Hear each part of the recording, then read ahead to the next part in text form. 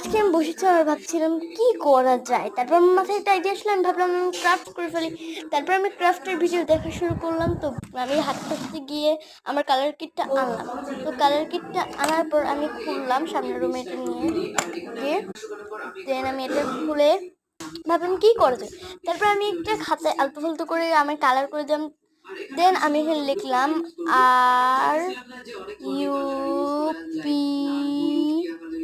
কে ও, মানে আমি রূপকথা অ্যান্ড অনন্যা লিখলাম। ততক্ষণ অনন্যা কাজ করছিল, বাবারকে হেল্প করছিল, আর আমি এটা এঁকেছি। আমি এটা নিয়ে এতই গেছি। যদি আপনারা লাইক অ্যান্ড সাবস্ক্রাইব করেন তাহলে আমরা অনেক তাড়াতাড়ি লাইভ আনবো।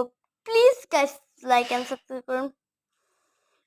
তো গাইস তাড়াতাড়ি আপনারা লাইক অ্যান্ড সাবস্ক্রাইব করেন প্লিজ।